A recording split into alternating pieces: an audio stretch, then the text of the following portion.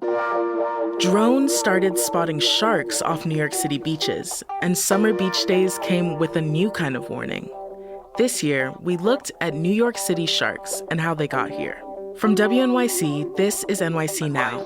I'm Irek Panobi, in for Janae Pierre.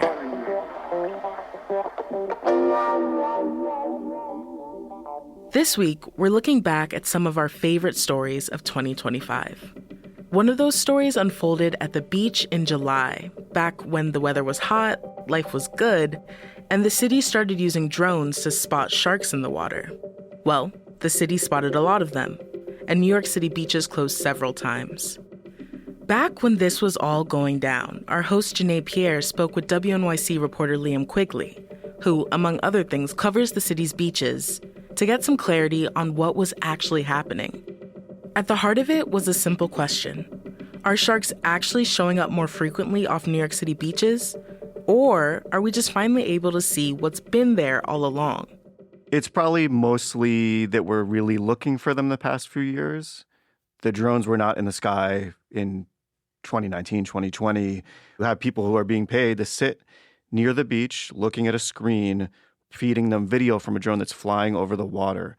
We didn't really have that before. Yes, the water in New York City Harbor has gotten cleaner. That's attracting more bait fish that attract other sea life. So that's a good thing. And frankly, it'd be weird if there were no sharks in the ocean because that's where they live. But we have people sitting there looking for these animals and they're finding them. So tell us about these drones. So when did it all start? They really took off with this program in a bigger way after the shark bite incident in 2023. Mm-hmm. So on a given day at the Rockaways, you might have 4 teams from 3 separate agencies, or even more than 4 teams with 4 separate drones. You'll see them kind of zooming down the coast, stopping in one spot, and then zooming again.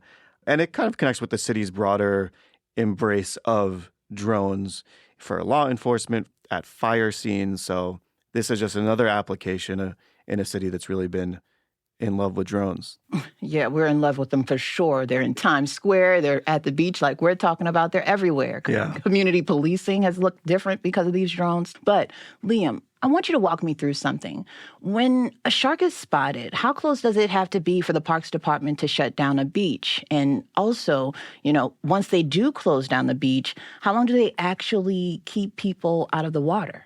A drone spotted a shark is close to 100 feet from swimmers in the past couple of weeks around the July 4th holiday. And that was enough for officials to say, okay, pull everybody out of the water, send a signal down to all the lifeguards. You'll see them sometimes, they'll put their palms together and make kind of like a fin gesture to one another. And there go the whistles, out come the people. And that's going to shut down the beach for an hour for a mile in each direction.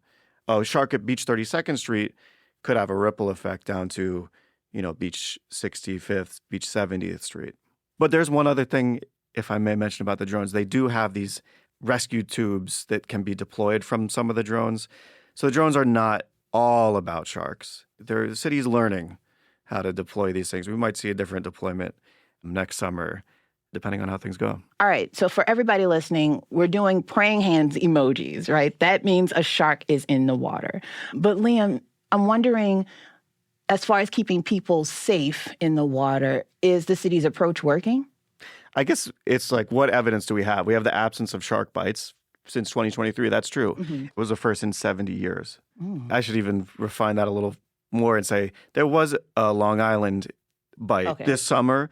But the shark experts that I talked to, the sharks are not really out there to attack people. I mean, you've heard it a million times that shark bite injuries are exceedingly rare. You're more likely to get killed in a car crash on the way to the beach. It's just so uncommon that a lot of people are kind of saying, if you go looking for these animals, yeah, they're there. Are you going to pull people out every single time? Right now, that's the plan, according to the Deputy Mayor for Public Safety, who's kind of overseeing the drone deployment at the beach. That was WNYC's Liam Quigley. Okay, so Liam helped explain why drones were spotting more sharks over the summer and why it led to beach shutdowns. But what do we know about sharks themselves? After the break, Janae talks with marine biologist Hans Walters of the New York Aquarium about the sharks that live here in New York City and what beachgoers often misunderstand about them. We'll be right back.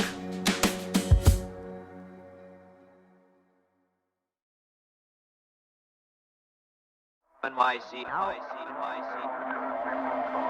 So first we heard about how city drones are spotting more sharks off Rockaway and other beaches this summer, and how those sightings are leading to more beach shutdowns.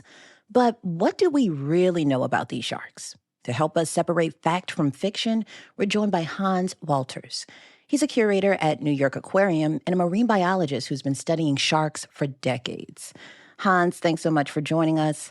Let's start here by talking about the biggest misconceptions that people have about sharks in our waters, because you've been doing this a long time. So what do you wish beachgoers understood? Well, I'd like them to understand that the sharks have been here for millions of years. What we are seeing is nothing new. From my viewpoint, as somebody who's been on the water for the last 20 years, studying these animals, the reason everybody says they're seeing more is that we have better technology to do so. Yeah. We're hearing that many of the sharks spotted off our beaches this summer are younger sharks. Can you give us some perspective on the kinds of sharks that are actually swimming in New York City's waters right now? I can. As a matter of fact, that's a lot of what our field program studies. The New York Bight, which is the actual name for the body of water outside of where we all live. The New York Bight, that's BIGHT. It means a body of water bordered on two sides by land. And that land extends from Montauk, Long Island, down to Cape May, New Jersey. That body of water is what is referred to as a nursery ground for a number of species of sharks. And a nursery ground is where young sharks go to find the appropriately sized food and to stay away from bigger sharks that might eat them. And so that's why people are seeing younger sharks. You asked about species. The most common shark in our waters, the proper term for it is the dusky smoothhound, but we know it more colloquially as a smooth dogfish or a sand shark.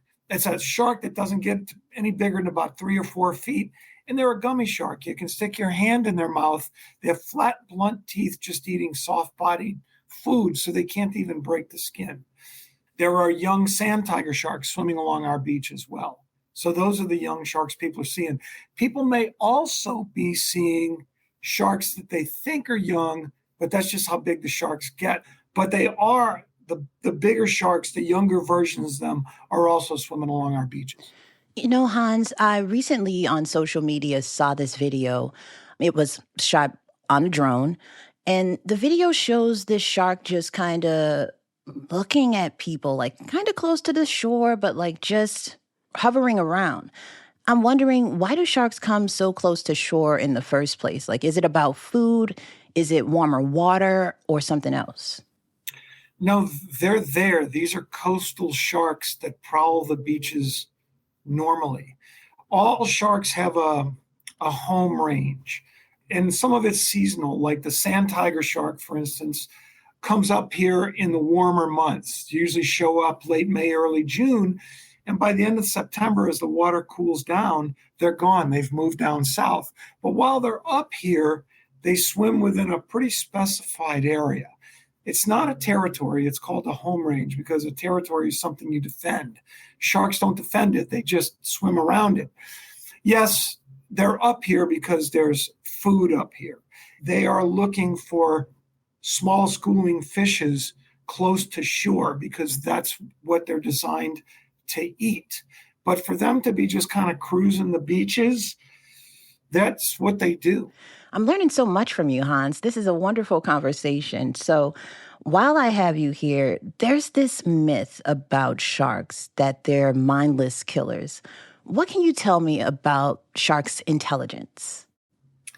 That is a real huge myth that not only our field work, but especially the work we do in the aquarium has really helped to dispel that.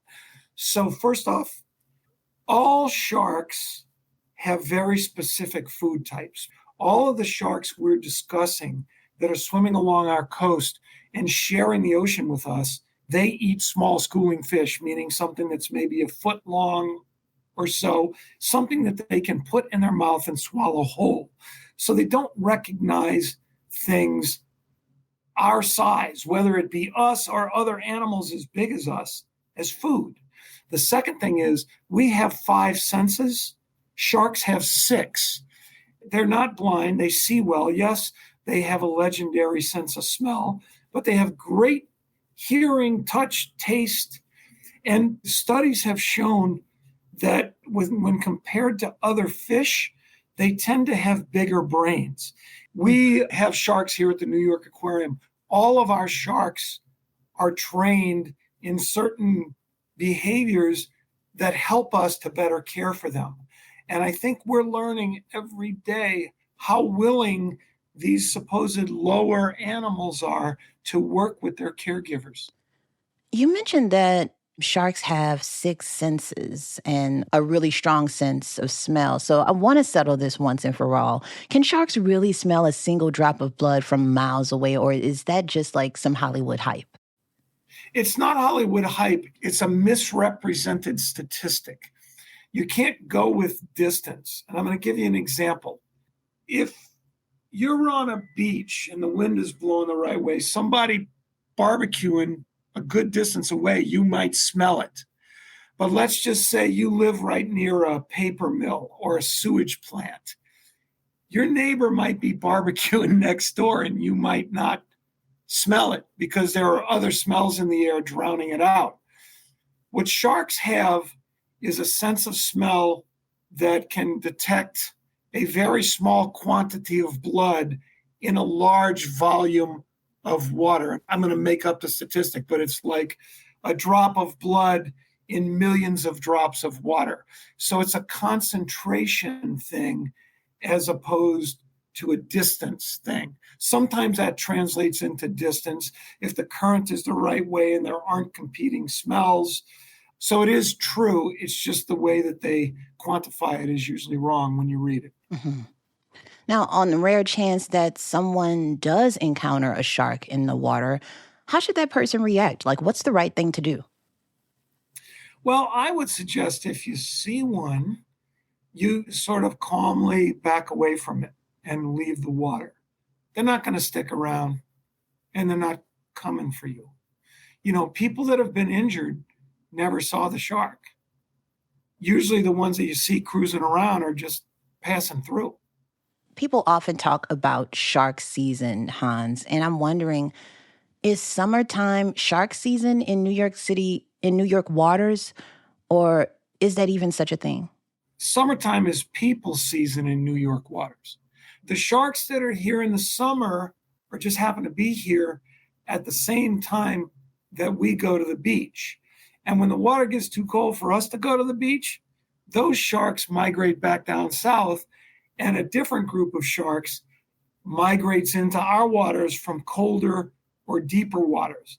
But we don't encounter them because we're not going in the water. It's too cold for us. Mm-hmm. So, yes, this is the season for a certain group of sharks. And then the colder months, late fall, winter, early spring, is the season for a different group of sharks that we don't encounter. That was Hans Walters, curator at the New York Aquarium and a longtime shark researcher, helping us get a better understanding of why sharks are coming here and their behaviors. Thanks for listening to NYC Now from WNYC. I'm Yurek Panobi. Janae will be back tomorrow with some more of our best reporting from 2025.